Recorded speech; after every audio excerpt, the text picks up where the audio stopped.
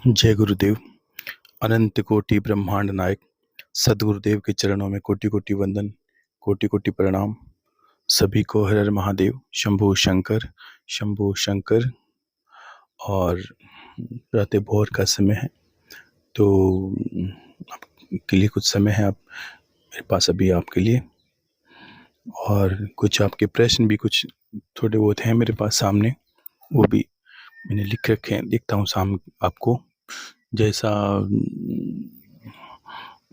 आपने पूछा है उसके अनुसार जवाब देने का प्रयास करता हूँ। आप सुनिए। एक प्रश्न है, एकता यादव। जय गुरुदेव, गुरुदेव के चरणों में कोटि कोटि वंदन। गुरुदेव जी, आपकी कृपा से सावन का महीना बहुत आनंद में और भक्ति में गुजरा। गुरुदेव, अनुभव भी हुए।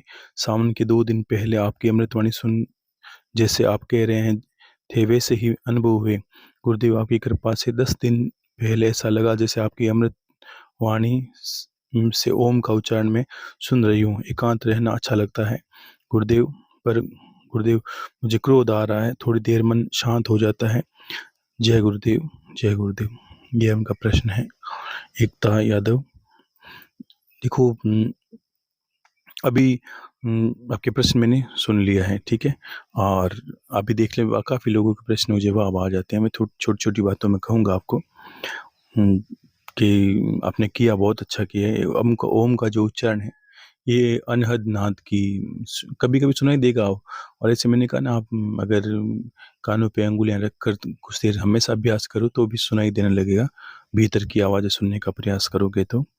और रही क्रोध की बात, तो देखो, जब इसको बात को मैं बहुत बड़े से कहूँगा, आगे आप थोड़ा थोड़ा सुन लीजिए। एक दो प्रश्न और ले लेते हैं। जय गुरुदेव, प्रभु आपके चरणों में कोटि कोटि प्रणाम। सावन की साधना बहुत अच्छी हुई नाथ जी। यह श्रद्धा शिव हरे, इन्होंने लिखा है। आपकी कृपा से बहुत अच्छा हुआ गुरुदेव। आपके बतानुसार मैं 2 घंटे नहीं बैठ पाती थी, 1.5 घंटे 1.25 घंटे ही बैठ पाती थी, पर बहुत अच्छा फील होता। अनुभव भी अच्छे हुए। 1-2 बार दर्शन भी हुए गुरुदेव। एक दिन सुबह में पूजा में बैठी तो अचानक लाइट चली गई और चारों तरफ सन्नाटा हो गया। उस सन्नाटे में मैंने एक आवाज़ सुनी, जैसे कोई ब्राह्मण की आवाज़ है, और मुझे मुझे बहुत अच्छा लग रहा है। मैं उस ध्वनि को लिखना लिखना लिखा होगा, ब्रह्मांड की आवाज़ है। बहुत अच्छा लग रहा, ध्वनि को सुनना चाह रही थी, और लाइट आ गई। फिर कूलर पंखों की आवाज़ में ध्वनि सुनाई नहीं देना बंद हो गई। गुरुदेव, फिर मैं कई बार कोशिश की कि पंखा बंद करके बैठती हूँ, पर ऐसा नहीं हुआ। कैसी क्या गलती हुई? ये गलती नहीं है। ये अनहद नाद है, स्वतः ही। मैंने कहा ना, कभी अपने आप ही अब सुनाई देगा आपको। कभी सो रहे हो और एकांत में आपने कान के सूक्ष्म छिद्र होते हैं, एक बाह्य ध्वनि सुनने के लिए, एक भीतरी ध्वनि सुनने के लिए। हमने अंदर की यात्रा की है। ये तो अभी शुरुआत है, बहुत अच्छा होगा, चिंता मत करिए। अपने आप ही आप प्रयास ना करो। देखो, इसमें इसमें जो भी क्रिया होती है, जैसे ध्यान लगना, समाधि में प्रवेश होना और शून्यता में चले जाना, ये आप नहीं करोगे, ये तो स्वतः होगा। आप तो बस प्रयास को चलते रहो, ठीक है। तो ऐसा नहीं कि आप आज लाइट पंखा, हाँ, कोशिश करें कि शोरगुल वातावरण कम हो। लेकिन अगर शोरगुल हो तो आप शोरगुल के साथ रहते हुए आपको भीतर प्रवेश करना है। उनको भूलना है कि बस मेरे कान के बाहर की आवाज़ सुनाई नहीं देती। होता है ऐसा, ऐसा मैंने 1-2 बार पहले भी कहा, और आप भी सुन लीजिए। कभी ऐसा हुआ है कि सबके जीवन में होता है कि आपने कोई गहरे ध्यान में हो, कोई बात में सोच रहे हो, कोई विचार कर रहे हो, और अचानक कोई पीछे से जोर जोर से आवाज़ लगता है, लेकिन आपके कान की आवाज़ सुन नहीं पाती, जबकि बिल्कुल पास में हिला। लेकिन क्यों नहीं सुन पाता बताओ? क्योंकि वास्तव में आपका कहीं मन, आपका कहीं ध्यान कहीं और लगा है। ऐसे ही आपका जिस दिन ध्यान गहरा हो जाएगा, तो बाहर की आवाज़ उससे कोई मायने भी नहीं रखेगा, ठीक है ना। तो स्वतः होगा, आगे चिंता मत करिए आप। एक प्रश्न किसी ने लिखा है, गुरुदेव के चरणों में कोटि कोटि प्रणाम। गुरुदेव, सावन माह में 5 तत्वों का विशेष अनुभव हुआ, और भादों माह में अनुभव हुआ है। मेरे कानों में बाबा रामदेव जी के भीषण जयकारे लग रहे हैं। नाम नहीं लिखा। खुश रहिए। देखो, अच्छी अच्छी बातें हैं बहुत लोगों के। मैंने कहा ना, ध्यान से अपने आप आप अंदर चले जाओगे, धीरे धीरे आपको अजीबोगरीब चीज़ें सुनाई देगी। देखो वो जो चीज़ें सुनाई दे रही है वो वास्तव में कहीं कहीं चल रही है। कोई आवाज़ सुन रही है, कभी कोई घटना होने वाली घटना सुनाई दे सकती है, कोई आवाज़ सुनाई दी, जिसको हम बोलते हैं ना कि वो भविष्यवाणी, आकाशवाणी, वैसे आपके साथ होने वाली घटना भी आपको अनुभव होने लगेगी धीरे धीरे। तो इसमें आप उद्विग्न ना हो। अजी ये तो एक शुरुआती पक्ष है, चलने दो, आपको स्वतः अनुभव होगा सारा कुछ। एक लिखा है, सुषमा जी त्यागी, गुरुदेव के चरणों में कोटि कोटि प्रणाम, मेरा प्रणाम स्वीकार करें गुरु जी। बृहस्पतिवार का व्रत करते रहे क्या, और सूर्य नारायण भगवान को जल देते रहे क्या, और एकादशी का व्रत करते रहे क्या। मैं एक घंटा सुबह को करती हूँ और एक शाम को ध्यान करती हूँ। आधा आधा घंटे रुक करूँ कैस जैसा आपने कहा था, मैं क्या करूँ, आप मुझे मार्गदर्शन करें, और कुंभ कब करें। और जय गुरुदेव, आपकी हमेशा हमारे ऊपर कृपा बनी रहे, हम पर ध्यान रहे, बस ऐसे ही आप बताएं, वो मार्ग पर हम चलते रहें, आशीर्वाद दीजिए, खुश रहिए। देखो व्रत उपासना एक यम नियम का पालन है। मैं आपको अभी जो मैंने सोचा है कि आपको क्या कहना है, ये तो आपके प्रश्न है, मेरे जवाब में सभी के जवाब आएंगे, देख लेना आप, ठीक है। तो व्रत वगैरह आप किया करें, कोई व्रत एक संयम है, ठीक है, ये भी अपना में एक तप ही है। और जब कुंभ की बात की, कुंभक भी आपको कुंभक अभ्यास बंद नहीं करना, कभी 10 मिनट, कभी 5 मिनट आप कुंभक करो, कोई विशेष ये नहीं कि ये समय नहीं है इस चीज़ों में। जैसे सोहम दिन भर चलता रहता, आप साथ हो जाओ, बैठने का अभ्यास दिन भर सोहम सोहम पे ध्यान रहते हैं, वो भी अच्छी बात है, लेकिन फिर भी कभी मिले तो एक आधा घंटा बैठते दोनों टाइम, सुबह शाम, तो बहुत अच्छा रहता है। और कुंभ का अभ्यास भी जब बैठो तो धीरे धीरे, कभी 15 मिनट कुंभ कर लिया, कभी 10 मिनट ध्यान कर लिया, मतलब कम से कम आधा घंटा तो आपको बैठना ही है एक जगह पर, ठीक है। और एक है अजमल जी चौहान, गुरुदेव के चरणों में कोटि कोटि प्रणाम गुरुदेव। हमारे गांव में बाबा रामदेव जी का मंदिर बनवाया है, उस मंदिर में बाबा रामदेव जी की मूर्ति के प्राण प्रतिष्ठा करवाना चाहते हैं, आपके हाथों से ये एक दास की विनती है, हमारा मार्गदर्शन करें। देखो प्राण प्रतिष्ठित मूर्ति पंडित करे तो उचित रहता है, ऐसे कोई भी कर सकता है भक्त जो पूजा पाठ करता है, हाँ मैं भी कर सकता हूँ, आप, लेकिन आप पंडित से करवाएं, क्योंकि उनकी एक प्रक्रिया होती है, वो बहुत अच्छी काम करती है।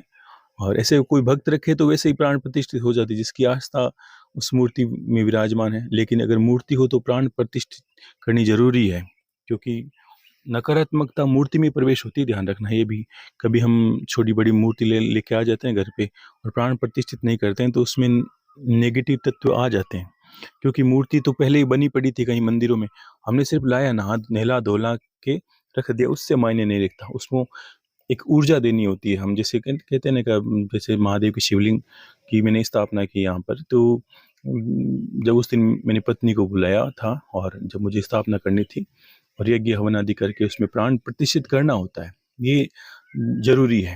अगर आप शादीशुदा हो तो आप बैठो जोड़े से, और जो पंडित है वो अपनी क्रियाओं से आपके दोनों के हाथों की ऊर्जा, दाहिने हाथों की ऊर्जा को हम जैसे आशीर्वाद करते हैं ना, ऐसी मुद्रा होती है, वो करवा देते हैं पंडित, और ऐसी विद्या से हम करते हैं तो उनमें प्राण प्रतिष्ठित हो जाता है, और वो अनुभव, प्राण प्रतिष्ठित मूर्ति चमत्कारिक हो जाती है, अनुभव देने लगती है।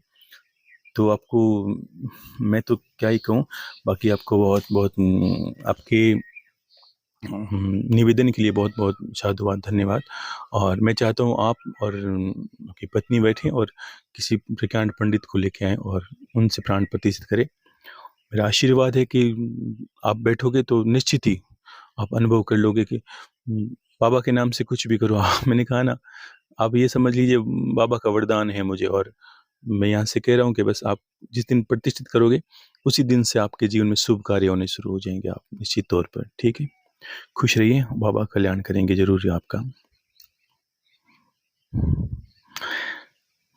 एक है मुकेश तिवारी, आदरणीय गुरुदेव के चरणों में कोटि कोटि प्रणाम गुरुदेव। कुंभ का क्या होगा, कुंभक सुबह शाम एक एक घंटा ध्यान करता हूँ।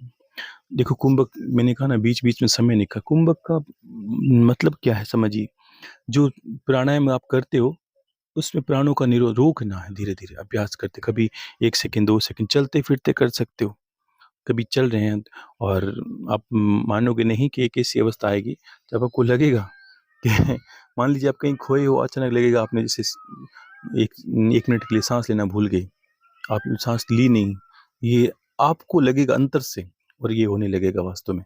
तो ये सांसों का निरोध है, इससे आयु वर्धन होता है। और प्राण वायु जब हमारे अंदर जाती है ना, और थोड़ी देर हम रोक लेते हैं वायु, तो वह वायु अग्नि में परिवर्तित हो जाती है। और वो अग्नि में परिवर्तित होने से क्या होता है कि हमारे शरीर के सारी रोगों को नाश नाश करने लगती है, शरीर को शुद्ध करने लगती है हमारी वो। और वही जब अग्नि अग्नि के रूप में बाहर निकलती है, जब होता है पूरक और रेचक के रूप में बाहर निकलती है, तो क्या होता है, वो हमारी कामनाओं को लेकर ब्रह्मांड में विचरित हो जाती है। जैसे मंत्र में एक ऊर्जा होती है, शक्ति होती है, हम मंत्रों में करते हैं तो मंत्र की एक विशिष्ट ऊर्जा बनती है नाद से, उसके स्पर्श उच्चारण से वो ब्रह्मांड में चली जाती है हमारी कामनाओं को लेकर। और ये पूरा ब्रह्मांड मैंने कहा ऊर्जा में है, और उस पराशक्ति से कनेक्ट हो जाती है आपकी कामनाएं, और जल्दी से आपकी भावनाओं के अनुरूप आपके साथ जीवन में अच्छी जो आपकी कामना रखी है आपने वो पूर्ण होने लगती है। इसलिए वो ऊर्जा में बदलना है उसको, कुंभक का अर्थ है।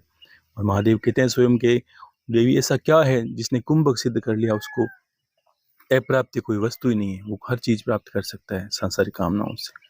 ठीक है ना। तो ये तो आपको करना है, मान लीजिए 1-1 घंटा ध्यान करते हैं तो 15 मिनट विशिष्ट कुंभक। और जो बलिष्ठ हैं आप लोगों में से जिनको कोई व्याधि नहीं है, वो पूरा दर्द लगा के एकदम, कहते हैं जिसको एकदम वीर भाव से देखो। जिनको व्याधि हैं वो थोड़ा तरीके से करें, आराम से करें। जिनको जो बलिष्ठ हैं, जो एकदम कहते हैं ना ये तो कुछ भी करने में समझते हैं, तो वो तो आप एकदम जबरदस्ती सांस को रोक के देखो, जितना रोक सके हो। 10 सेकंड, 20 सेकंड, 30 सेकंड, 1 मिनट पूरा, जब आपका शरीर बलिष्ठ होने दो पूरा लाल शरीर को, और फिर सांसों को छोड़ो, फिर रुको, तो आपकी उसी क्षण आपको लगेगा जैसे रोम रोम आपका अग्नि में हो गया है। ये कुंभक का प्रमाण है। ठीक है। तो और जिनको व्याधि है वो तो करें, दोनों में विद्या फलित है। उम्र पे निर्भर करता है थोड़ा, शरीर पे बलवान शरीर के बल पर निर्भर करता है। ठीक है। तो ये आपको करना है। और इन्होंने एक और आगे लिखा है, गुरुदेव 1 घंटा 1 घंटा अब आधा घंटा ध्यान करता हूँ, कुंभक करें। दृष्टि दीपक हो मेरी ऊर्जा, ज्ञान और मोक्ष पर केंद्रित हो।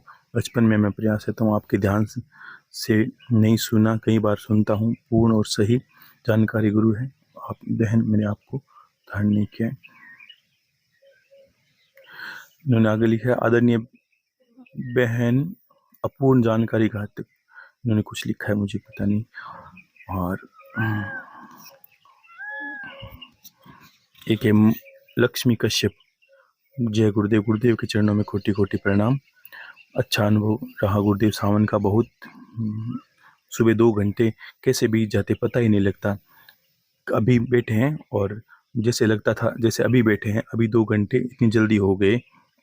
मैं बचपन से 12-13 साल की थी तब, जब से 2 सावन का व्रत किया, शाम को तो नहीं ज़्यादा कर पाए, सुबह 2 घंटे बहन ही नहीं, सुबह 2 घंटे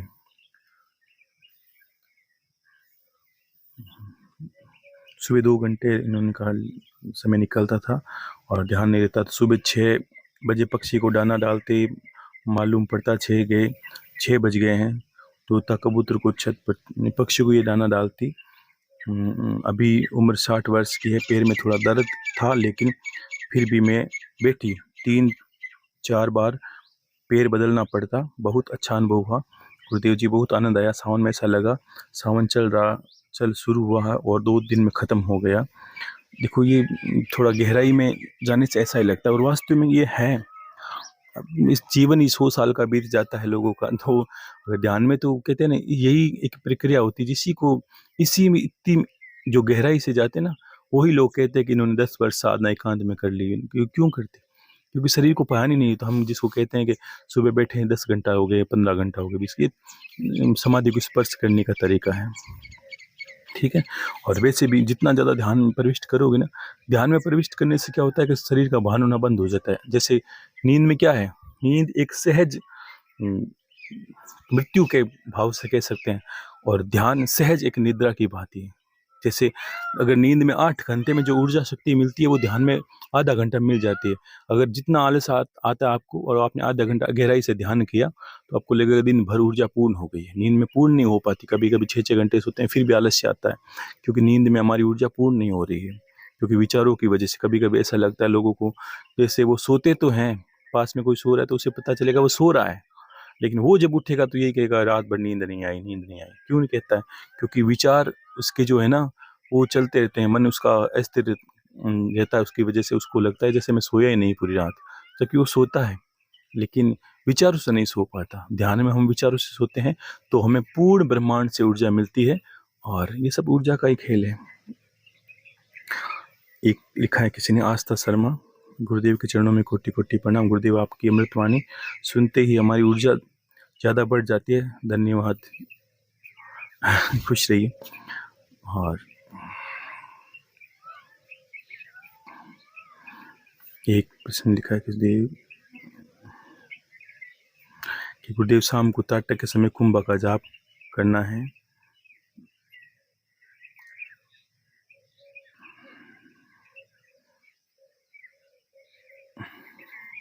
गुरुदेव ताटक पर ज्ञान दीजिए। गुरुदेव सुबह सांसों पर मनोकामना मांगनी है, वह रोज बोलना है। उन्होंने लिखा कृष्णा जी है, और उन्होंने पूछा है ताटक के बारे में पूछा है, और सांसों पे ध्यान लगाना। ताटक का थोड़ा ज्ञान गहराई से दीजिए।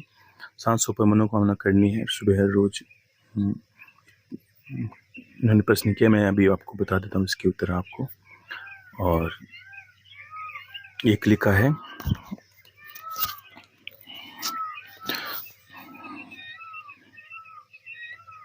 उमेश प्रजापति, इन्होंने लिखा है गुरुदेव के चरणों में कोटि कोटि प्रणाम। गुरुदेव हाथ जोड़कर एक अर्ज कि मुझे पारद रहस्य के बारे में कुछ मिले, कुछ रास्ता बताइए। जिस दिन मैंने पारस शिवलिंग और पारस से छेड़छाड़ करने का मन में सोचा था, मेरे ऊपर 7 से 8 लाख का कर्ज हो गया। आज मैं हैरान हूँ। आपकी अमृतवाणी याद आई। आपने एक अमृतवाणी में आदेश दिया था कि पारस से छेड़छाड़ करने पर आदमी बर्बाद हो जाता है। उस वाणी पर मैंने कभी गौर नहीं किया था, लेकिन आज मेरी परिस्थिति बिल्कुल वैसी हो गई है, कुछ बता नहीं सकता। आपकी गुरुजी आप से हाथ जोड़ के क्षमा प्रार्थना करता हूँ, आप मुझे रास्ता बताइए, परंतु पारस से पीछे हटने का मैं मन नहीं करता। गुरुदेव कुछ 1 या 2 विधि आपकी कृपा से मूल मिल सकती है, मेरा मार्गदर्शन कीजिए। उमेश प्रजापति।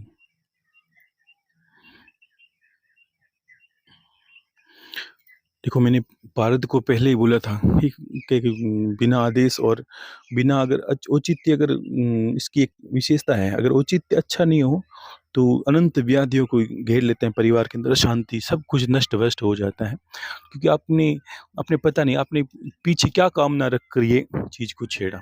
सिर्फ ज्ञान के लिए नहीं है कि मेरा एक काम हो जाए या मुझे ज्ञान मिले, या सिर्फ आप सोचते हो कि भाई कुछ कर लूँ या सीख लूँ या कोई ऐसा लोगों को बना कर दे दूँ, ऐसा संभव नहीं है। ये चीज़ें विचित्र हैं। कुछ लोग करते हैं, वो छल कपट से मान लीजिए कुछ चीज़ें कर ली। ये पारद एक, जब आप मानते हो कि पारद अजर अमर है, पारद को नष्ट नहीं किया जा सकता, जैसे शिव के बीज को नष्ट नहीं किया जा सकता, ये शिव बीज ही कहा गया है। इसमें एक, जब तक कल्याण की बात, अगर हम मुख से बोलते हैं कल्याण, उसमें नहीं, ये नहीं जुड़ता कि हम अपने मुख से कुछ कल्याण बोल रहे हैं। हो सकता है अंदर में कोई कामना रह जाती है, ऐसी भावना रह जाती है कि व्यापार कर लूँ या लोगों को दे दूँ, ये कर दूँ वो कर दूँ, तब तक तो ये विद्या आती नहीं है। आप मानोगे नहीं, मैं आपको विद्या बता दूंगा मान लीजिए, और आप उसी विधि से करोगे, तब भी पारा आपको सिद्ध नहीं हो पाता है। तब भी पारा नष्ट भ्रष्ट कर देता है, तब भी पारा। तो एक तो चीज़ हजारों लाखों की महंगी चीज़ें हैं, उसके उपरांत क्यों समय व्यर्थ कर रहे हो? इससे मिलना क्या है? अब मुझे ये बताओ, इससे होना क्या है? आप कर लोगे तो क्या हो जाएगा? विधियाँ मैं आपको ये बता दूं कि हाँ बस, कोई भी पहले तो सिंगरफ पत्थर नहीं मिलता, और अशुद्ध पारे से करते हैं तो लोगों को फल नहीं मिलेगा। अगर मान लो अशुद्ध बाजार से लिए पारे को आप, लोग कहते हैं कि बाजार से लिए पारे को शुद्ध नहीं कर पाती।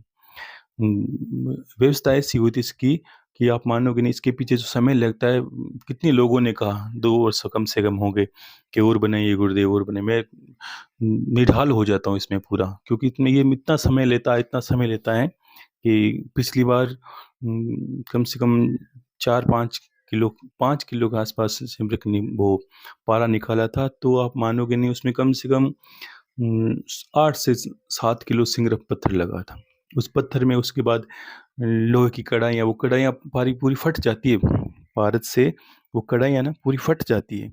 उसको खा लेता है वो, जैसे जैसे वो भूखा होता है वो खाता जाता है। कढ़ाइयाँ फटती है और समय लगता है, फिर जो चीज़ें होती है वो मिलती नहीं है, कभी नीला थोता नहीं मिलता, कभी वो आवश्यकता होती है, कभी वो नहीं मिल पाता। तो एक क्यों समय व्यर्थ कर रहे हो? ऐसा तो है नहीं कि आप बिल्कुल आपके पास समय ही समय, आप कुछ इसी पे करना चाहते हो तो भी कर सकते हो, लेकिन देखो इसमें समय और पैसों की बर्बादी दोनों ही है। ये तो एक ऐसी बात आई थी इसलिए मैंने शुरू से कहा था। हाँ, कुछ लोगों के मेरे पास अभी भी मैसेज हैं, बहुत लोग, कम से कम काफ़ी लोगों के हैं, और मैंने कहा था आप मैसेज लिख देना, मैं देखूँगा कब समय मिलेगा। और समय भी चाहिए, सामान भी चाहिए, रुपये पैसों की व्यवस्था भी चाहिए, सारी व्यवस्था होने के बाद ये होता है। और उसके उपरांत भी समझ नहीं आता कि क्या लगना है, क्या मिलना है। बाकी आप, मेरा तो कहना आप ना ही करो। बाकी आप अगर इच्छा है तो देखो, पहले सिंगरप पत्थर है उससे पाल्ट को निकालो। निकालने के बाद उसको, वो शुद्ध ही होता है, उसको शुद्ध करने की आवश्यकता सिंगरप पत्थर से निकालना है। और वो पत्थर भी आपको कम से कम 15,000 रुपये किलो का मिलेगा। आप 1 किलो का मान लिएगा तो उसमें कम से कम, ज़्यादा कोई गहरा इंसान हो तो 60 से 70% ही उसको निकाल सकता है पारे को उसमें से। ठीक है? तो उस सिंगरप पत्थर को आपको क्या करना, नमक, जो नींबू है, बहुत सारे नींबू का पानी लेंगे। 1 किलो अगर सिंगरप का पत्थर लेते हो तो कम से कम 2 किलो नींबू का पानी निकालो, रस निकालो साफ करके, उसको छान के। अब पहले सिंगरप के पत्थर है उसको लोहे की खरल में कूट के उसका पाउडर बना लो। बनाने के बाद नींबू है ना, नींबू के पानी इसको 2-3 दिन उसको खरल करना है। जैसे आज आधा किलो नींबू डाल के, 1 किलो नींबू डाल के उसको पिला दिया, मतलब खरल के अंदर उसमें घोटते जाए, वो पानी पीता रहेगा। सिंगरप का पत्थर जो है ना, जो उसका पाउडर है, पीता रहेगा नींबू के पानी को। 1 दिन पिला के छोड़ दीजिए, दूसरे दिन फिर कम से कम उसको आधा किलो के आसपास फिर पिलाइए नींबू। 2 दिन अगर कंटिन्यू आपने पिला दिया, वो पानी पी लेगा। उसके उपरांत आपको क्या करना है, उसकी एक आप गेंद बना लीजिए। मान लीजिए एक गेंद बनाओगे, उस गेंद को और एक मटके के अंदर डालना है। मैंने कहा ना, भगवान शिव के पास जितने भी चीज़ें हैं वो यंत्र की भांति काम करते हैं। एक छोटा मटका लेके आ जाइए, जो कम से कम 3-4 किलो की मिट्टी का हो। 2 मटके लाने, एक मटके में नीचे वाला उसको डमरू यंत्र, आप मोबाइल में देखोगे तो कहीं मिल जाएगा। उस डमरू यंत्र में उसको नीचे से अग्नि देना है 24 घंटे के लिए। उपलो की अग्नि देना है, सीधा जलाना नहीं है, उसको नीचे अग्नि देना है। वो अग्नि से क्या, जैसे जैसे उस नींबू और सिंगरप पत्थर का जो अंदर उसकी गेंद बनी होगी, उस पे अंदर अग्नि लगेगी। तो डमरू यंत्र में क्या, एक मटका तो नीचे रखना है, एक ऊपर की तरफ रखना है, उसके ऊपर गीला कपड़ा रख दोगे आप। वो गर्मी की वजह से वो पारा धीरे धीरे उसके अंदर जो सिंगरप के था, वो पूरी गहराई से उसके ऊपर ऊपर वाले जो मटका उसके उड़ के वहाँ चिप जाएगा, सारा चिपक जाएगा। ठीक है? ये बहुत मुश्किल कार्य है। अब लिखने में लोग ऐसे कर देते हैं कि अच्छा लगता है। हाँ, ठीक है, बहुत परेशानी होती है। वो पारा निकलता है, उसको अच्छे से निकालना पड़ता है। अगर अच्छे से नहीं निकाल पाएँगे तो वो हज़ारों रुपए का नुकसान ऐसे ही होता है सर। उसको निकाल कर फिर पारे को एक बार साफ गर्म पानी और नींबू से धो लिया, उसके बाद वो शुद्ध पारा है।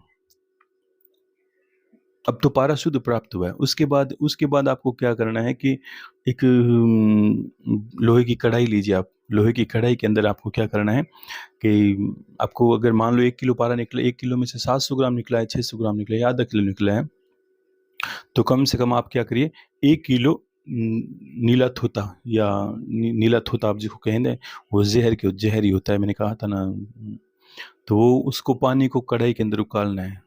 जो देखो ऐसी प्रक्रिया करो तो घर से दूर ही ना, ज़हर ही ज़हर होता है सारा कुछ, पास में नुकसान होता है, इसकी भाप वायु सबसे नुकसान होता है। तो एकांत खुला स्थान, कहीं खेतों खलिहानों में, कहीं आप जंगल में हो तो वो उचित रहता है। घर के अंदर ये चीज़ें बहुत नुकसान करती है। तो उस पानी को कढ़ाई के अंदर उबालना है। कौन से, नीला थोता के को लोहे की 1 किलो नीला थोता को लोहे की कढ़ाई में उबालना है।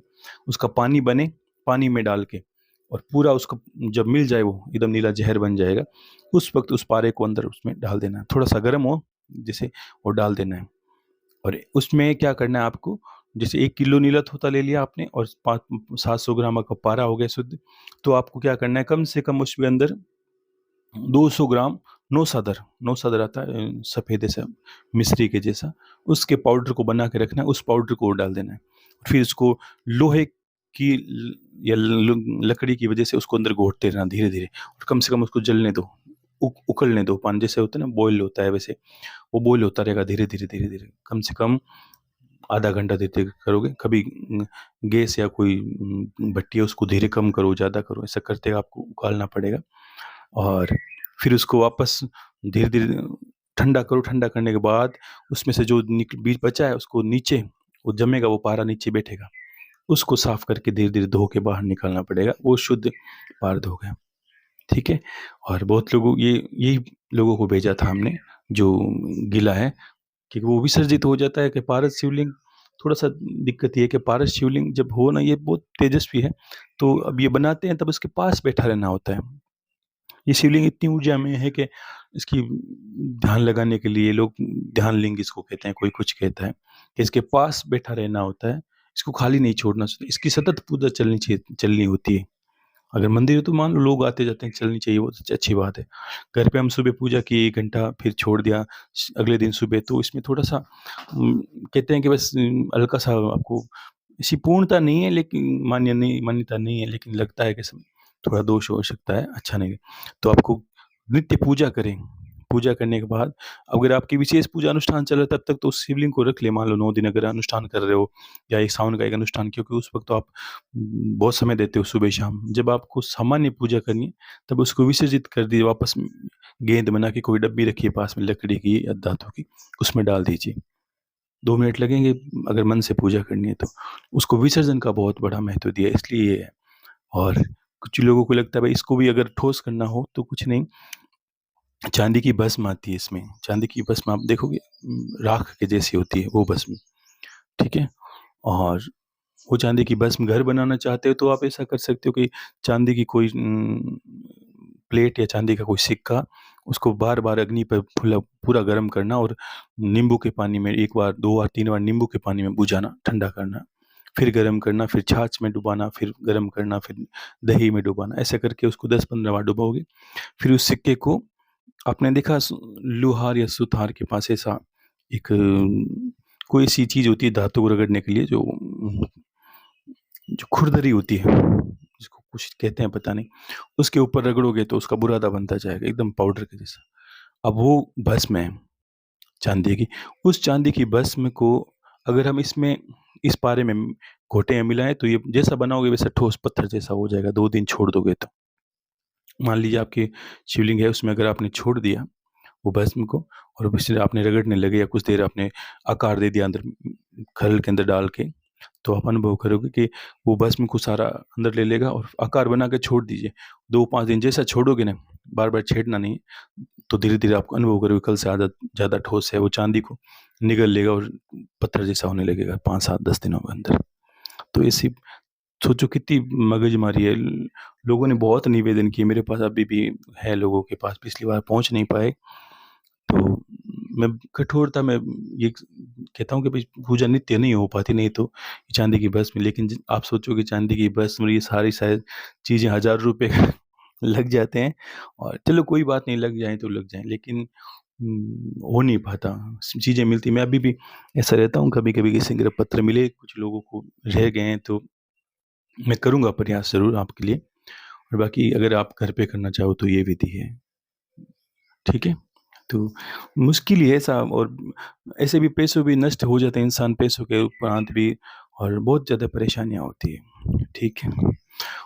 और बाकी 1-2 प्रश्न और हैं।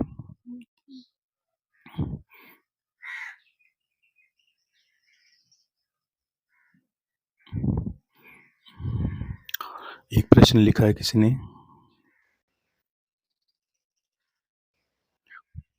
नाम इनको लिखा है MNV करके, गुरुदेव के चरणों में कोटि-कोटि गुरुदेव आपका आशीर्वाद बना रहे, आप का ज्ञान मेरे मन में ठहरे, इस गुरुदेव इस मंजिल पर चलना, फिर गिरना और फिर संभल कर चलना गुरु ज्ञान से ही संभव है। गुरुदेव, मैंने सावन में संकल्प लिया था, पर कुछ परिस्थितियाँ ऐसी बनी कि आखिरी समय में संकल्प पूरा नहीं हो पाया। गुरुदेव, हम अचानक घर बदलना पड़ा, और अमृतवाणी भी बाद में सुन पाई। पर हर समय आपकी वाणी का चिंतन रहा गुरुदेव। आशीर्वाद दे कि अगले झावन में पूरी भक्ति भाव से कर पाऊँ, और आपके हृदय में निवास करते, आप मेरे यहाँ हमेशा हृदय में निवास करते हैं गुरुदेव। आप से कुछ नहीं छिपा, केवल आशीर्वाद की कामना है। खुश रहिए। और एक लिखा है किसी ने कि गुरुदेव, सूर्य का दक्षिणायन में हो तो मृत्यु, हो तो मोक्ष नहीं मिलता। कोई गलती हो तो क्षमा करें। ऋतु शर्मा।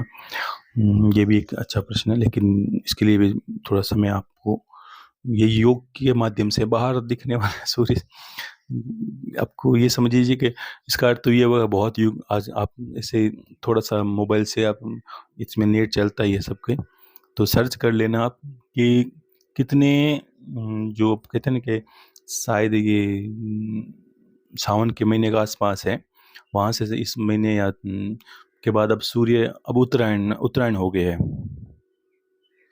और ये देखना कि पहले कितने लोग हैं जिनका, मान लीजिए कि जिनकी उम्र आयु पूर्ण हुई, महापुरुष भी बहुत मिलेंगे, क्या उनका मोक्ष नहीं है?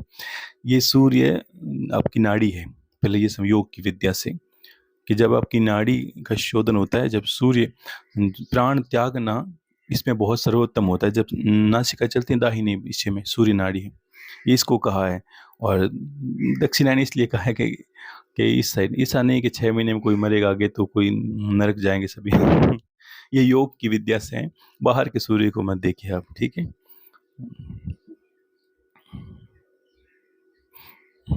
और बाकी देखो, एक दो प्रश्न और कोई मिले तो। एक प्रश्न है जीतू खतवानी जी। गुरुदेव के चरणों में कोटि कोटि प्रणाम। गुरुदेव, हमारे पूर्व जन्मों के जो कर्म है उनकी वजह से हमें कष्ट सहन करने पड़ते हैं, पर बुरे कर्मों का जन्म लेने के बाद में से लेकर गुरुदेव आपसे मिलने से पहले जो अनजाने में हमने गलत हुआ, पाप हुआ, उन सब का काट कैसे हो सकता है? ये कैसे संभव हो? कुछ पाप हो, ऐसे हो तो होते हैं जिनसे मनुष्य अनजान होता है, उनका काट कैसे संभव? गुरुदेव कृपा करें कि बताएं। जितेंद्र खतवानी। बहुत ही अच्छा प्रश्न है इनका। और देखो, मैं आपके प्रश्न को भी बहुत अच्छे से लूँगा। आप जो मैंने, देखो आपके प्रश्न लिए हैं, बाकी आप अनुभव करोगे जो मैं कहने वाला हूँ उसमें सभी के उत्तर आएंगे। आप देख लेना है किस तरह आते हैं। ये तो प्रश्न अगर मैं नहीं लेता तो भी आप सबके उत्तर उसी में आते हैं।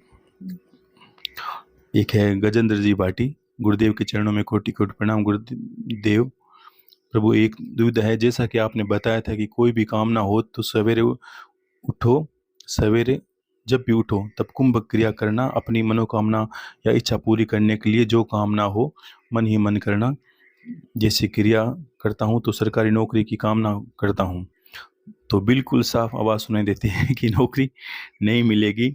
बहुत ही मन विचलित रहता है। प्रभु, अक्टूबर माह में परीक्षा है। प्रभु, नवरात्र के दिनों में एग्ज़ाम डेट आई हुई है। मैं बहुत समय से तैयारी कर रहा हूँ।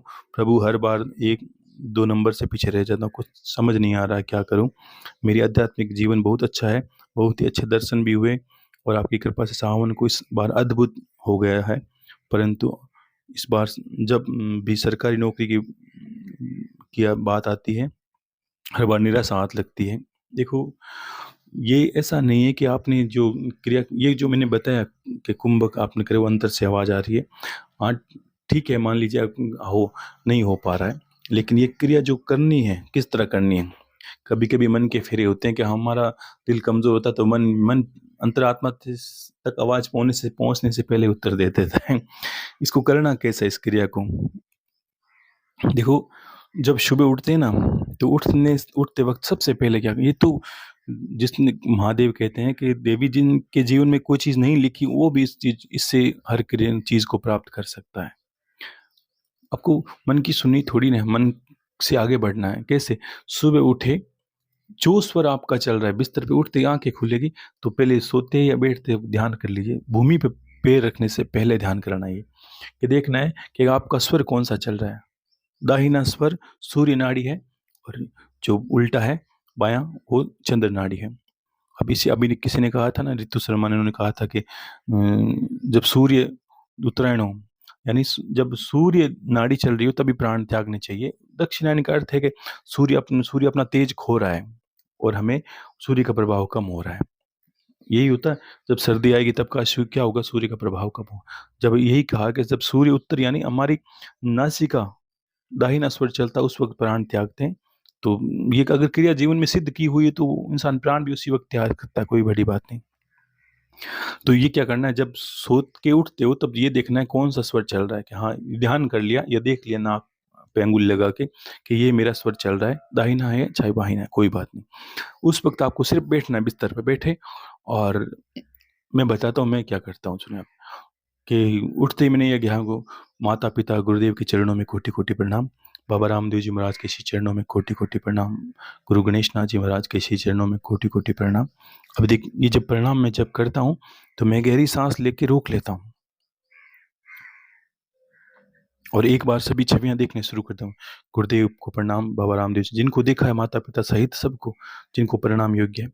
और कुछ सेकंड में वो सबको प्रणाम हो जाता है। प्रणाम करके फिर महादेव माता पार्वती को पूरा देखता हूँ मस्तिष्क में आंखें बंद करके, क्योंकि मन पूरा शांत हुआ। जब नींद लेके उठते हैं मन शांत रहता है, और जब मैं देखता हूँ तब ये लगता है बस उनका छवि को देख रहा हूँ। और सीधा उनके बाद गुरुदेव को प्रणाम, महादेव को सहित सबके परिवार को प्रणाम करके, और वो कामना करता हूँ कि जो मुझे करना है, मुझे मान लीजिए कोई चीज़ प्राप्त करनी है, हे प्रभु मेरी ये मनोकामना पूर्ण हो, पूर्ण हो, पूर्ण हो, ऐसा करके जो स्वर चल रहा था वही पैर भूमि पे रखूंगा और सांस छोड़ दूंगा। समझ के सांस लेके रोकनी है, प्रणाम करना है। जैसे ही उस वक्त आप सांस रोक पाओगे, ध्यान रखना आराम से, कोई दिक्कत नहीं है, सुबह का बहुत अच्छा समय है। और मेरा अगर दाहिना स्वर चल रहा है तो मैं दाहिना ही पैर नीचे रखूंगा, और जिस पैर को पहले रखोगे ना, जो स्वर चल रहा है उसी को रखना है, और रखते वक्त ही सांस छोड़ देना है। ठीक है ना? क्योंकि उस वक्त उस हिस्से में अग्नि, यानी आपके समझ लिए करंट चला रहता है, ऊर्जा ऊर्जा में बना होता है, उस हिस्से में ऊर्जा है। वो जैसे ही भूमि से कनेक्ट होगा तो ऐसे ही आपकी चुंबकीय जो शक्ति है उसकी वजह से, या गुरुत्वाकर्षण के बल से की वजह से, या बहुत क्रियाएं हैं। अब आध्यात्मिक मानो तो बस ये सोचिएगा आपकी मनोकामना, वो वस्तु या कामना आपकी धीरे धीरे धीरे धीरे रोज देखो, जब तक वो नहीं हो तब तक वही करना है। ऐसा नहीं कि आज हे भगवान मुझे कूलर मिल जाए, दूसरे दिन बोलो मुझे ऐसी मिल जाए, तो भावना से एकाग्र होके और बड़े शिद्दत से उसको कहो, हे प्रभु मेरी ये मनोकामना पूर्ण हो, आशीर्वाद दे प्रभु। और बिल्कुल आप मानोगे नहीं, वो होना शुरू हो जाएगा। उस वक्त ये नहीं सुनना कि मन क्या कह रहा है, अंदर से क्या आवाज है, वो भावना ही नहीं करनी आप। ठीक है, तो खुश रहिए। और अब प्रश्न आपकी लगभग पूर्ण है आज के दिन की। अब थोड़ा आप सुन लीजिए बातों को। देखो, अभी इन्होंने कहा कि जो मैं कहना चाहता हूँ वो सुने। आपके प्रश्न सुन लिए मैंने। ये शरीर है जिसका आप अभी ध्यान कर रहे हो, चिंतन कर रहे हो, इसमें इतने रहस्य, इतना ब्रह्मांड, इतनी क्रियाएं, ऐसा कुछ है ही नहीं इसके लिए असाध्य है। अगर बहुत गहरा जाते हैं, ऐसा कुछ नहीं है जो इसके लिए अप्राप्त हो, ऐसा कुछ नहीं है जो इसको ये प्राप्त नहीं कर सकता। विधि के विधान को तोड़कर, सब बीजों को छोड़कर इंसान सब कुछ हासिल कर सकता है जो कुछ इस ब्रह्मांड में भरा है। ऐसा कुछ भी नहीं संसार में जो मनुष्य नहीं कर सकता।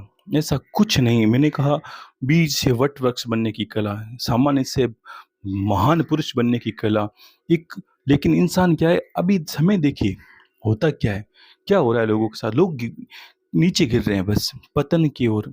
बातें झूठी, झूठ बोलना, कपट होना, ये सब देवदोष है। देवदोष का अर्थ समझते हो कि मनुष्य कोई चीज ईश्वरीय कृपा प्राप्त करने के लायक ही नहीं रहेगा। ऐसे ऐसे जितनी क्रिया वो करता है ना, उन सब में वो चाहे पाप मान लीजिए, चाहे अभी इन्होंने कहा जितेंद्र जी ने कि भाई पुराने जन्मों के कर्म है, तो ये भी है। लेकिन सुनिए आप, कोई भी इंसान पहले कैसे मन में उसे विचार है, कैसे उसके द्वेष हैं, लोगों पर क्लेश हैं, ये सब विकार क्या है कि ये देवताओं को दूर करते हैं हमसे, देव कृपा को दूर करते हैं, और आसुरी प्रवृत्तियों को हमारे अंदर भीतर धकेल देते हैं। हमारे अंदर चुंबकीय आकर्षण है। जब हम साधना करते हैं तब हम क्यों भावना करते हैं कि हे प्रभु रक्षा करना, भैरव जी को याद करते हैं, गणेश भगवान को याद करते हैं, कोई विघ्न ना हो। क्योंकि जब बुलाते हैं, पृथ्वी में चुंबकीय शक्ति है, हम मानते ग्रेविटी है।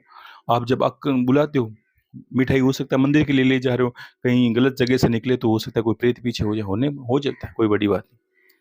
तो वैसे हम क्योंकि हम जिस लायक बनते हैं या जैसी हम कामना करते हैं वैसी चीजें चली आती है। अब बहुत गहराई से समझते हैं आप। और कुछ लोगों का प्रश्न है कि एक बीच में अभी किसी ने कहा था गुरुदेव पूजा पाठ करते हैं तो मान लीजिए क्रोध आता है, तो बहुत गहराई से सुनो आप, ठीक है? और मैं बड़े आत्मा से कह रहा हूँ, मन से नहीं कह रहा हूँ, आत्मा से कह रहा हूँ, आप आत्मा से ही सुनो आप। देखो, आपका शरीर है एक बर्तन की भांति, स्टोव की भांति है। स्टोव समझते हो? जो जिसमें हम खाना पकाते हैं, कभी दाल बनाते हैं, कभी चावल बनाते हैं, तो वो स्टोव की भांति। उसमें मैंने पानी डाला। पानी डालने का अर्थ है कि मैंने पानी डाला और आपने उबालना शुरू किया। अब उबला पानी, उसके ऊपर ढक्कन नहीं लगा है, और उसमें से पानी गर्म होगा, भाप बनेगी और ऊपर उड़ेगा। और वो पानी ना थोड़ी देर बचेगा, ना वो भाप बचेगी, तो कुछ देर बाद कुछ नहीं बचेगा। आपको लगेगा जैसे स्टोव को फालतू में गर्म किया। आपने गर्म किया, गर्म करने के बाद पानी गर्म हुआ, उसकी भाप बनी, और ऊपर ढक्कन नहीं लगाया हुआ था, भाप कहीं नष्ट-वष्ट हो गई, पानी थोड़ी देर में खत्म हो जाएगा उबल के वाष्प बनकर। आपके हाथ क्या है यहाँ? कुछ नहीं। ना पानी, ना स्टोव, ना वो भाप, ना आप कुछ नहीं कर पाए। तो ये क्या है कि हम तप करते हैं, पूरा ध्यान रखो, ये पूरा विश्व, पूरे देवी-देवता, पूरे महान युग पुरुष, कितने ऋषि, महान संत भक्त, सबके पीछे तप है। कहते हैं ना, ब्रह्मा ने तप करने के बाद इस संसार की सृष्टि रची, तपस्या की, और वो ज्ञान अर्जित किया। देखो, ज्ञान तो ज्ञान ही होता है। वो अर्जित किया क्यों? ब्रह्मा जी को क्या कमी थी? ब्रह्मा जी ने तप किया, तप करने के बाद उन्हें तप से उसे ज्ञान प्राप्त हुआ, ज्ञान से उन्होंने सृष्टि का निर्माण किया। ये दुनिया मानती है, ये पूरे वेद मानते हैं, वेदों पे जाते हैं। विष्णु भगवान ने तप किया और पालन करने की शक्ति अर्जित की, और पूरे विश्व का तप किया। भगवान शिव तो तपस्वी है ही। अब देखो क्या होता है, तप की वजह से ये संसार चलता है। तप की वजह से जिन सप्त ऋषियों ने वो उच्च पद प्राप्त किया, तप की वजह से ये सूर्य चमकता है। सूर्य का भयंकर, सूर्यदेव को हम प्रबल क्यों कहते हैं? 24 घंटे तपस्या में रहते हैं, तपस्या में लीन, इतना गर्मी सहन करते हैं, और पूरे ब्रह्मांड को उजाड़ ऊर्जा में करते हैं। तपस्या करते हैं खुद, ऊर्जा का फल लोग पाते हैं। ब्रह्मा जी ने तपस्या की, फल किसने पाया? लोगों ने पाया। कितनी उचित कामना है। भगवान कहते हैं कि मेरी शक्ति सबके साथ है, लेकिन मेरी शक्ति उसी को मिलती है, विशेष कृपा, जो ये भावना रखता है कल्याण की, कि मैं आगे दूं तो ले जा सकते हो, तो साधना सिद्धियां सब मिलेगी। मुझे हो जाए, मेरा हो जाए, मेरे मेरे मेरे होगे तो नहीं हो पाता है। होता है, थोड़ा थोड़ा काम हो जाएगा अपना, क्या बड़ी बात है? सांसारिक इतने बड़े काम हो, मैं बड़ों कामों का बोल रहा हूँ। तब हमने स्टोव को खाली किया। ये क्या है? ये ढक्कन हटाना क्या है बर्तन के ऊपर से? ये ढक्कन हटाना वो क्रिया है कि हमने पानी गर्म किया, यानी हमने ध्यान साधना की, हमने जप किया, हमने अनुष्ठान किए, और हमने क्रोध किया तो वो ढक्कन खुले की बात ही, वो भाप बन के उड़ जाएगा। हमने काम प्रकट किया तो वो उड़ जाएगा। हमने ईर्ष्या प्रकट की, वो ढक्कन खुला, वो सारी चीजें उड़ जाएगी, क्योंकि हमने कामना तो की ना। और व्यर्थ में उड़ रही है, दिन में व्यर्थ में फालतू में क्रोध कर दिया, तो हमने जितनी मेहनत की वो सारी नष्ट हो गई। अगर कोई आपको कहे कि दिन भर आपको पसीना बहाना है, शाम को मैं 1000 रुपये आपको दूंगा, और शाम के वो 1000 रुपये आप कहीं जला दो, मिटा दो, कहीं फेंक दो, तो आपको कितना मुश्किल कठिन लगेगा। इसलिए शुरू से कहा था कि आप तपस्वी हो, आप ध्यान करते हो, आप पूजा पाठ करते हो, यज्ञ जतन आदि करते हो, आपको संयमी रहना जरूरी है। ये संयमी क्या है? उस ढक्कन की बात है। अब क्या करना है? थोड़ी थोड़ी हवा निकलती है उससे। कुकर बंद किया, स्टोव बंद किया, तो मान लीजिए उस पे थोड़ी-थोड़ी कुकर से हवा निकलती है, तो खाना पकता है उसके अंदर, पूरी हवा नहीं निकलती। उससे खाना पकाना है, और उसमें दवा भी रखना है, बनाए रखना है। कहने का अर्थ है कि जो भी तपस्या करते हो, जो भी इनके दिन से, तपस्या भी क्या है ये भी आप समझ लीजिए। यम नियम पहले उदाहरण दिए भगवान ने, अष्टांग योग में भी, और भी आचार संहिता का पालन करने का कहा। ये यम नियम क्या है? ये भी तपस्या है। नित्य एक दिन व्रत करते हैं, ये भी तपस्या है। लेकिन हम इनका क्यों लाभ नहीं उठा पाते? वर्षों से हम व्रत उपासना करते, क्योंकि हमने ढक्कन खुला छोड़ दिया। हमने कामना इतनी व्यर्थ में कर ली है। दिन भर व्रत कर रहे हैं, शाम को किसी पे गाली निकाल दी, किसी को कुछ बुरा भला कह दिया, किसी पे क्रोध कर दिया, वो व्यर्थ में चला जाता है, और फिर तब का फल नहीं पाता। अगर वही वायु को हमने काम ले लिया, ऊर्जा को, भाप को, तो देखो खाना बन गया। वही वायु को, रेलगाड़ी चलती है, आपने देखा ना, भाप से चलती है। वहीं भाप से कितने बड़े बड़े काम होते हैं, आप देखो, बहुत बड़े बड़े काम होते हैं, आप मानोगे नहीं, इतने थे प्लांट लग गए लोगों ने। उन्हें काम लेना आ गया। अगर आपने भी अगर और उस ढक्कन को पूरा ही बंद कर दोगे तो क्या होगा कि मैं कामना ही नहीं करूं, तो विस्फोट होगा। आपको पता है उस कुकर में विस्फोट होना है। विस्फोट क्या होता है, किसको कहते हैं? विस्फोटक उसको कहते हैं कि आपकी ऊर्जा शक्ति इतनी प्रबल हो जाती है कि सातों चक्रों का भेदन कर देती है तुरंत ही। लेकिन उसमें उतना उबाल होना चाहिए।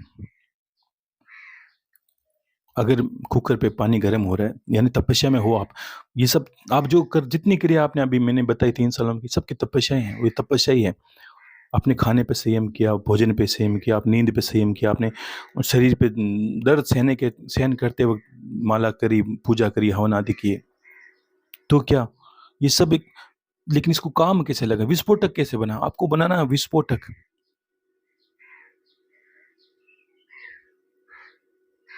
उसमें सब कुछ भरा पड़ा रहे। तो ये तप की वजह से इस तप को ऐसा इस तरह समझाया है।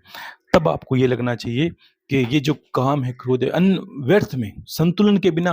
क्रोध जरूरी है, मैंने कहा संतुलन के बिना आपको कितना करना है कि उस कुकर पे एक सीटी चलती है ना, थोड़ा दबाव बने, फटने लगे तब थोड़ी सी हवा बाहर निकले, फिर दबाव बने, फिर दबाव बने, इतना ही। दिन भर स्वभाव में बदल दिया कि बस मैं तो करता ही रहता हूँ, तो उस ये समझ लीजिए कि जैसे कुकर के ऊपर ढक्कन को हटा दिया है। अब आप कितना ही करो, आप पूजा पाठ करोगे, यज्ञ जतन आदि करोगे, ध्यान करोगे, कुंभक करोगे, सबकी ऊर्जा व्यर्थ में चली जाएगी, वो ढक्कन खुले की बात है। आपको ये अनुभव होना है कहाँ करना कि कहाँ नहीं करना।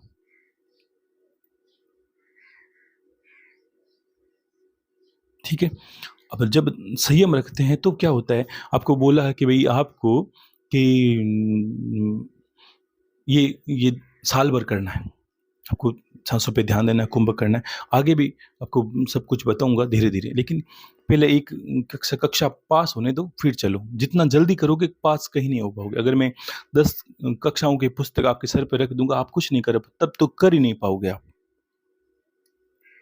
लोग खोजी प्रवृत्ति होते हैं, कहीं मैंने कह दिया उससे 2 कदम आगे ढूंढने का प्रयास करते हैं। अरे ढूंढोगे तो क्या मिलेगा? पुस्तकें मिलेगी, पुस्तकें मिलने से क्या होता है, 10 कक्षाओं की पुस्तक आपके सर पे रख दी जाएगी कि हाँ आप 10 कक्षा पास कर लो, तो नहीं कर पाओगे। इससे अच्छा पहली कक्षा पे ध्यान रखो, बाकी भूलो, आपको कुछ करना नहीं। आपके लिए ये है कि आपको सांसों पे ध्यान देना है, सोहम जप करना है, समय मिले तो त्राटक करना है, कुंभक करना है। ये सब चीजें क्या है बताओ आप? ये शरीर में आपकी ऊर्जा का बढ़ावा देना है। और आपको कहा कि लाल रंग को धारण करना है। कुछ लोगों को ये संशय, भाई लाल रंग को ज्यादा देखना क्यों कहा? अब देखो, जब ऊर्जा का घनत्व बढ़ता है तो हमारा पहला तो तत्व है, पृथ्वी तत्व है, मूलाधार। पृथ्वी तत्व है, मूलाधार है, ये लाल रंग का प्रतिनिधित्व करता है। मतलब प्रतिनिधित्व का अर्थ है कि ये लाल रंग से जल्दी आकर्षित होता है। ये समझ लीजिए, ये लाल रंग इसको इसको भी एक्टिव करने के लिए, खोलने के लिए, इसकी ऊर्जा शक्ति बना, इसको जागृत करने के लिए भी लाल रंग का बहुत सहारा मिलता है। तब ये जब मूलाधार लाल रंग के संपर्क में रहता है, ऊर्जा साथ में हमारे शरीर में बनती रहती है, तब मूलाधार में जागृति धीरे धीरे एकदम आराम से तरीके से होती है, हमें पता नहीं चलता। और धीरे धीरे हमारी कामनाएं पूरी होने, क्योंकि भू तत्व क्या है, कहते हैं ना, ये सप्त लोग क्या, भू भुव स्व में जन तप सत्यम, ये 7 लोग है, 7 चक्रों के।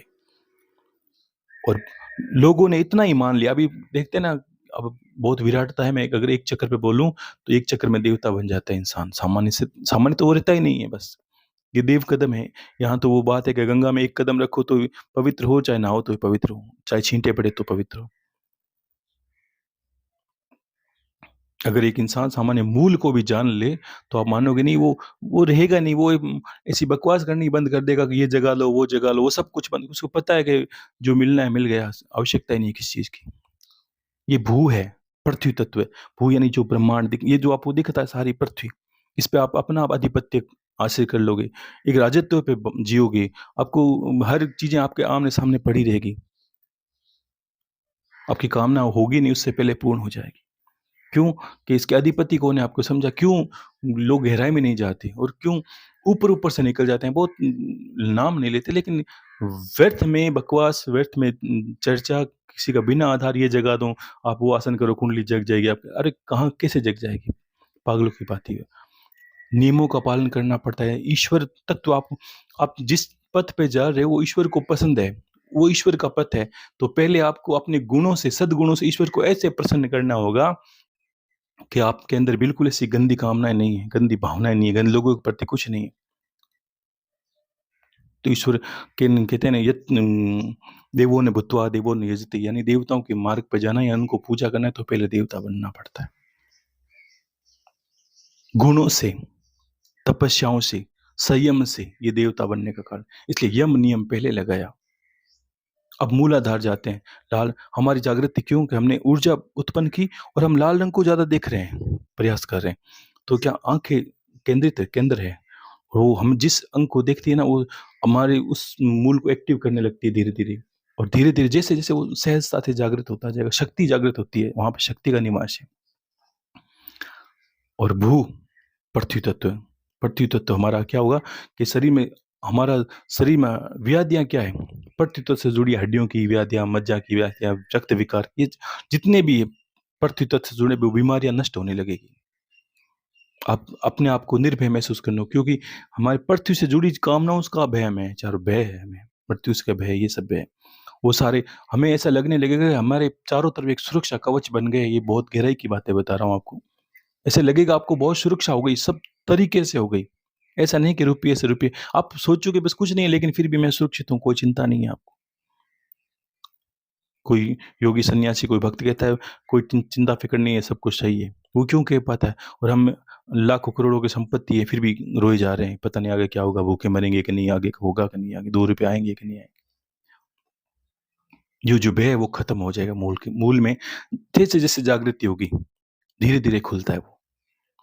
और उसके अधिपति कहा है मूलाधार, मूल यानी जो पूरा बेस, मूल बहुत बड़ा है, नाम कितना बड़ा है इसका, मूलाधार, आधार है ये पूरी जागृति का, यहाँ पे शक्ति निवास करती है। तब इस यही शिव का स्वरूप है। आप समझो कि अभी आपको कैसे कि जैसे कहा इसके अधिपति है भगवान गणेश। ये गणेश भगवान के बिना ये खुलता नहीं, इसलिए कहते हैं ना 5 देव पहले मनाइए। सब लोगों ने सुना ये 5 देव क्या पहले मनाने का है? गणेश भगवान, ब्रह्मा जी, विष्णु जी, महेश जी और शक्ति। समझे? ये 5 ही मूल हैं। ये पांचों 5 तत्वों का प्रतिनिधित्व करते हैं। ठीक है? तो मूलाधार में गणेश, अब गणेश भगवान के पास क्या है आप सुनो। आपने तो सुन लिया, अब कथाओं में सुनो गणेश भगवान को ऐसा देखा मूर्ति में। गणेश भगवान की 2 पत्नियां हैं, रिद्धि और सिद्धि। रिद्धि है संपत्ति, आपका नाम, यश, कीर्ति पहला। अब भगवान गणेश के पहरी हैं उस चक्र के, अगर वो नहीं चाहेंगे तो उसके अंदर प्रवेश नहीं कर सकते आप। इसलिए बराबर जब भी आप पूरे वर्ष में पूजा पाठ करो तो भगवान गणेश को विशेष याद कर लिया करो। ठीक है ना? उनके मंदिर दर्शन करने तो बहुत अच्छी बात है, लेकिन जब ध्यान करते हैं तब मूल का, तब आपको ये क्यों करते हैं योगी या भक्तजन, जो मूल में ये रहस्य छुपे हैं। अब ये जागते ही सिद्धियां भी जागृत हो जाए, क्योंकि उनकी पत्नी एक सिद्धि, रिद्धि और सिद्धि। और क्या मिलेगा आपको? उनके 2 पुत्र हैं, शुभ और लाभ। उनके भी पुत्र हैं, आमोद प्रमोद करके पुत्र हैं सब।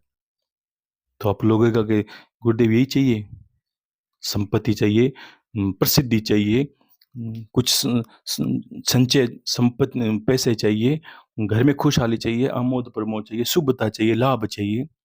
तो ये क्या है? ये यहीं से मिलना शुरू हो जाता।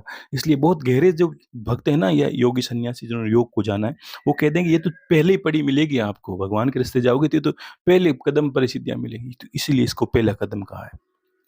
अपने आप आपको पता नहीं, ऐसा नहीं है, आप भी समय देखो अलग, ऐसा नहीं कि वो देवी हाथ पर करके जोड़ेगी, बोलो आपको क्या सिद्ध हो गया, आज के बाद आप सिद्धि होगी, नहीं। आपको पता नहीं चलेगा कब आप से क्या हो गया। जैसे यही होगा कि जैसे बचपन से बड़े हो, मुझे ये बताओ कि दाढ़ी मूंछ आई, उसके बाद आपको पता चलेगा पहला बाल कब आया आपको, क्या नहीं पता चला, स्वतः ही अपना रूप परिवर्तन हो गया। तो वही आपके साथ होगा। आपको लगेगा जैसे आप क्या से क्या हो रहे हो, बदलाव तो है ही, कोई फर्क नहीं, बदलाव तो पहले से ही निर्धारण हो गया जब से आपने क्रिया शुरू की। ठीक है? तो ये उसके बाद क्या कहा, पृथ्वी तत्व इसका मूल है, भगवान गणेश इसके रक्षक है या इनके प्रहरी हैं, और रिद्धि सिद्धि शुभ लाभ इनके पूरा संग है। उसके बाद क्या? उसके बाद ब्रह्मा जी इन तत्व का प्रतिनिधित्व करते हैं, यानी ब्रह्मा जी क्या है? ब्रह्मा जी इसके अधिष्ठाता देवता है, इसी तत्व के मूलाधार गणेश भगवान की सुरक्षा कवच है, और भगवान ब्रह्मा जी इसके अधिष्ठाता देवता है। और मेन इसकी जो शक्ति है, जिसका ध्यान करना है, जो ये सारे कार्य करेगी और जो जागृति करेगी, जो अंदर सोई हुई है, उस शक्ति का नाम है डाकिनी। ये डाकिनी क्या है? ये डाकिनी ही आगे बहुत गहराई में जाओगे तो देखो अलग-अलग जगह है। डाकिनी को आप ये कह सको त्रिपुर सुंदरी। आपको मैंने जब अब बोला था ना ये सावन में जब त्रिपुर सुंदरी का एक कवच स्तुति सुनाई थी, वो इसी का नाम त्रिपुर नहीं, त्रिभुवन में सबसे सुंदर और त्रिलोक की शक्ति, लक्ष्मी, सरस्वती और काली का स्वरूप। ठीक है? तो ये शक्ति, इसको डाकिनी कहते हैं, आप वज्र योगिनी कह सकते हैं, इसको आप अलग-अलग भाषाओं में कह सकते हैं, लेकिन हमारी जो धर्म है उसमें आप डाकिनी शब्द से संबोधित करोगे। डाकिनी मतलब आपको उछाल करेगी, डाक का मतलब कोई चीज़ ले जाना, ले जाती है वैसे। ये ये वहाँ प्रवेश की ये शक्ति जागृत होती है, ये सारे कार्य करती है और ये सुरक्षात्मक है और लाल रंग इसका वर्ण है। हमारे मूलाधार का लाल रंग है, देवी का रंग ही लाल है। तो ये चीज़ें, ये स्वतः ही करती है, कितने बड़े-बड़े रहस्य है, लेकिन आपको इन इतनों में गहराई में जाओगे तो आप समझ नहीं पा मैंने कहा ना कहें जितना कहा उतना करते जाओ, होगा यही।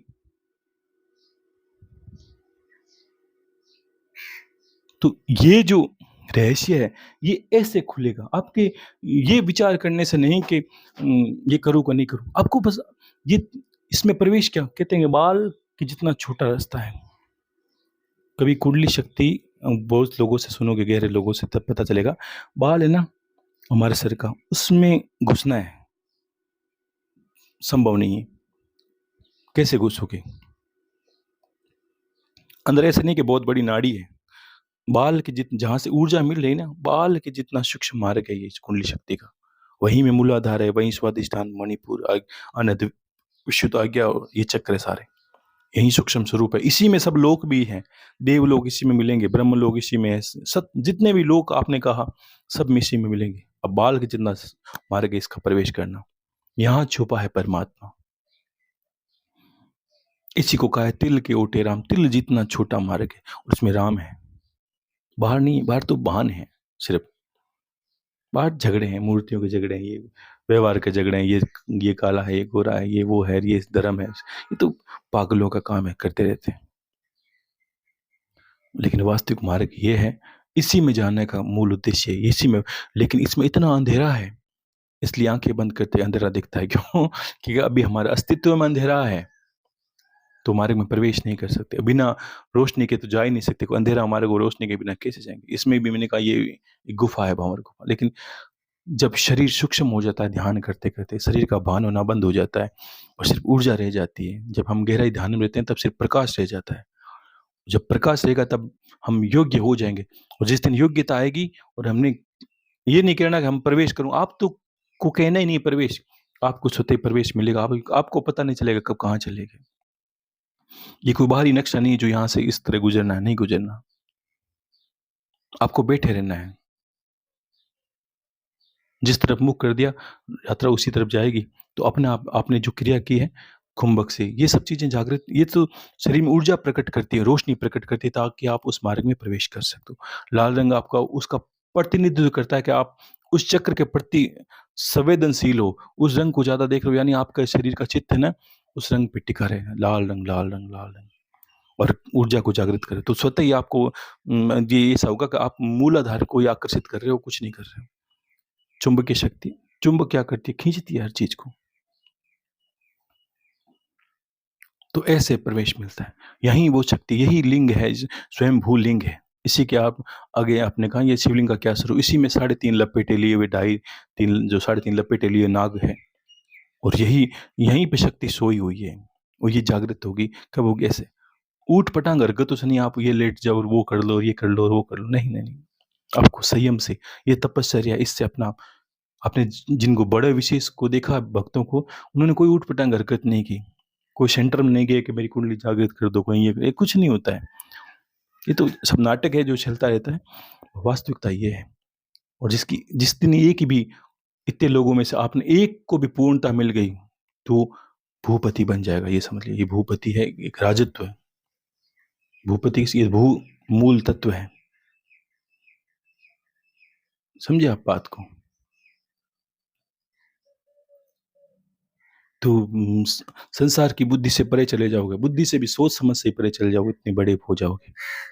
होता किसी एक को भी है, कोई दो को हो सकता है, 10 को हो सकता है। वो पात्रता निर्भर करती है। अब पात्रता ना आप पे निर्भर करती है कि आप क्या करो। ढक्कन खुला रखो, चाहे कुछ करो, कुछ नहीं करो। गुरु का कार्य यही होता है, वो बताए, बाकी आप पर निर्भर करता है। आप गलत रास्ते जाओगे तो मैं थोड़ी जबरदस्ती रोक सकता हूँ आपको। हाँ, सावधान कर सकता हूँ, सचेत कर सकता हूँ, ये नहीं करना, वो नहीं करना, नहीं करना। इसलिए इतनी गहराई है इस मार्ग में। कितना मैंने कहा, बिना तप के गंगा धरती पर आई तो राजा भगीरथ ने तपस्या की थी। विष्णु भगवान ने सुदर्शन हासिल किया। क्या भगवान शिव से उनका संपर्क नहीं था? कि संपर्क था, लेकिन अब उन्हें कुछ चाहिए तो उन्हें तप करना पड़ेगा। तो उन्होंने भगवान शिव का तप किया। माता पार्वती को शिव से तपस्या करके हासिल करना पड़ा सब कुछ। लक्ष्मी जी को अपने भगवान हरि के हृदय में स्थान धारण करने के लिए भी बीलपत्र बनना पड़ा, वो भी तपस्या करके बनना पड़ा। क्यों? जान पहचान नहीं थी। जान पहचान से ये कोई रिश्ता नहीं मायने रखता कि गुरुदेव पहचाने, गुरुदेव के ऊपर पड़ गिर जाए या गुरुदेव के चिपक जाए, वो सब नहीं होता। ये क्रिया ऐसी है, कितनी जान पहचान हो कि क्रिया को निकल के ही पार करना पड़ता है, मतलब आपको पार होना पड़ता है। सबके पीछे जिसके पास भगवान कुबेर है, तो आप अनुभव करो। मुझे एक ही चीज़ पढ़ो, बिना तपस्या के इंद्र इंद्र बने हैं क्या? बिना तपस्या के कुबेर कुबेर बने? तो उनको आप निकृष्ट लगोगे कि कैसे निकट निठल्ले इंसान है। क्योंकि उन्होंने उन्होंने तो जो पद हासिल किया वो तप के मार्ग से किया है, अनंत अनंत वर्षों वर्ष तप किया है। यहाँ 2 दिन बैठेंगे तब तो ये हो गया, वो हो गया, वो हो गया, वो सही है।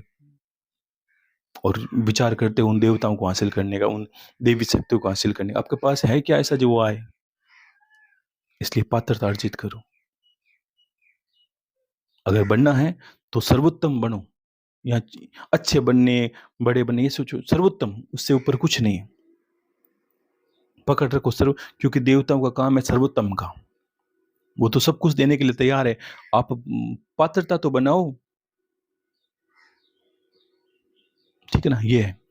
और उस वो एक प्रश्न बीच में था कि इन्होंने कहा कि जितेंद्र जी, जो नाम है खतवानी, इन्होंने कहा कि देखो पीछे के कर्म भी रहते हैं, ये भी मायने रखता है। हमें आत्मबोध नहीं है कि हमने अभी कर्म अच्छे किए हैं, गुरुदेव मैं बहुत पूजा करता हूँ, ये सब लोगों के साथ होता है। पूजा करता हूँ, मेरे फल नहीं मिलते। कुछ लोगों को बहुत कम में हो जाता है।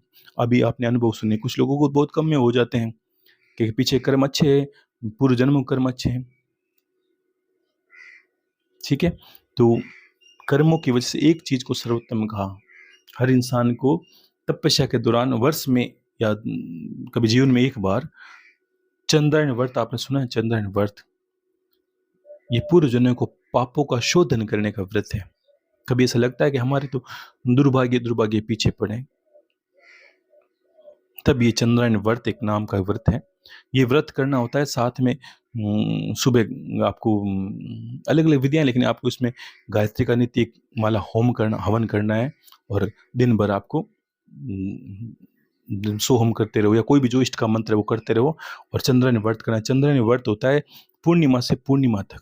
पूर्णिमा को पहले पूर्ण भोजन करोगे, इसमें भोजन इतना करना है जिसमें 15 निवाले हो, इतना लेके, और रोज एक निवाला कम करते जाना है। 2 रोटी खाते हो, 3 रोटी खाते हो, जितना खाओ उसमें 15 निवाला रखो, ऐसे ऐसे करके। और 15 निवालों का भोजन, 15 निवाले रख दिए, उसमें एक भोजन जीव पक्षियों के लिए छोड़ दो। दूसरे दिन 2 छोड़ दो, तीसरे दिन पूर्णिमा से पूर्ण शुरू करना है, पूर्णिमा को पूर्ण पूरा खाना है। उसके बाद रोज एक कम करते जाओ। और अमावस आएगी तब तक अमावस को निराहार रहना है पूरा, क्योंकि आपके 15 कौर हैं वो खत्म हो जाएंगे और दिनचर्या वही रहेगी।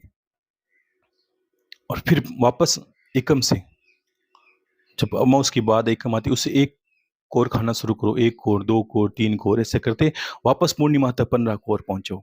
और उस वक्त गायत्री मंत्र का नित्य होम करना है। सुबह के समय दिन भर सो होम करना है, बोलना नहीं है, मौन रहना है, लोगों से मिलना नहीं है। ये क्या करते हैं, इसका संकल्प ऐसा लेना है कि मेरे पूर्व जन्म को जितने भी कर्मों का मैं शोधन कर रहा हूँ, नाश कर रहा हूँ, नष्ट कर रहा हूँ। और उनके लिए प्राश्चित प्राश्चित, ये वास्तव में इसको प्राश्चित कहा। जो हम जानते नहीं उसके लिए प्राश्चित कहा चंद्रायण व्रत को। अगर ऐसा लगता है तो कोई ये कर सकता है, लेकिन जिसका शरीर स्वस्थ हो, जो हट्टा-कट्टा हो, जो अच्छे से कर पाएँ उसी को करना है। आजकल व्याधियाँ हैं तो लोगों को कैसे कहूँ मैं, ठीक है? तो ये ध्यान रखना है और इसलिए स्वस्थ आदमी को कर सकते हैं। अगर कोई शरीर में सामर्थ्य है तो आप करें, ठीक है ना? तो ये पूर्व जन्मों के पापों का प्रायश्चित करने के लिए संकल्प लेके हम करते हैं, तो उसको बहुत अच्छे से निभा पाते हैं। और इसके बाद जब चंद्रायन व्रत के बाद, इसलिए बहुत बड़ी-बड़ी साधनाओं में कहा था कि चंद्रायन व्रत करके अगर कुछ भी करना शुरू करोगे, कोई भी अनुष्ठान या कोई भी, तो वो आपको प्राप्त हो जाता है चीज़।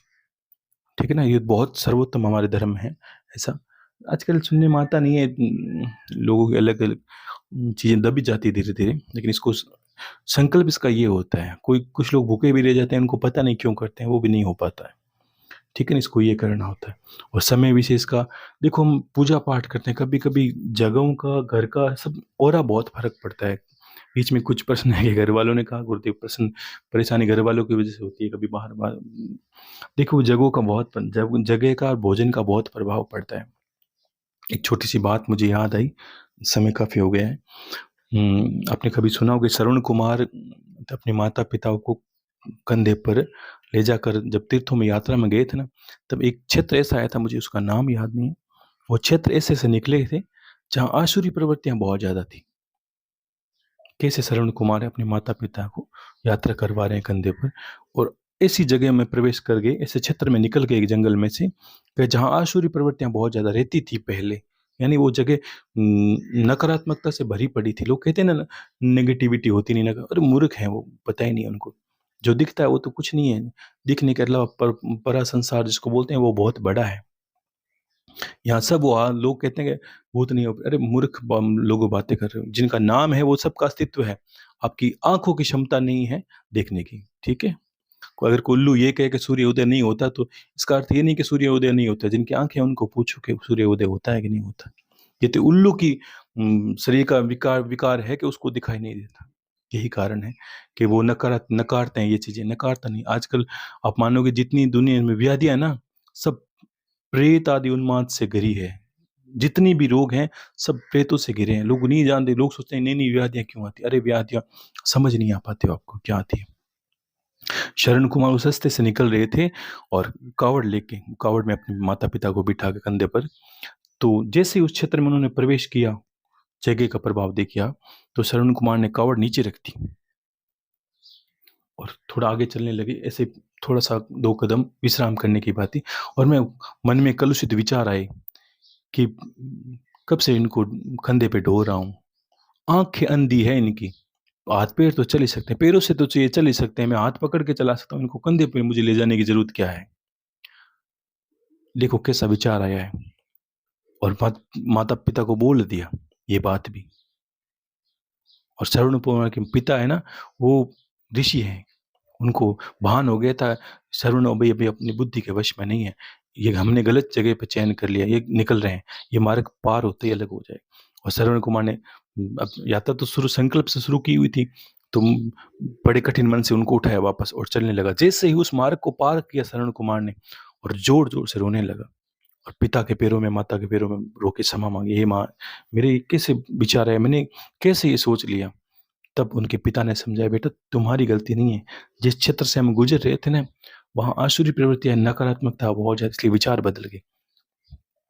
अब वो प्रेत दिखे तो नहीं ना, लेकिन है। हमारी बुद्धि बदल, सोचो कि कोई गलत कार्य करने वाला क्यों करता है? क्यों उसकी बुद्धि पे कोई प्रेत सवार हो, क्यों उसकी कोई नकारात्मकता सवार हो जाती है? ये कारण है भोजन का, जगह वस्तु विशेष का। इसलिए आपको सबसे पहले एक बात की, उसको कभी मत त्यागना।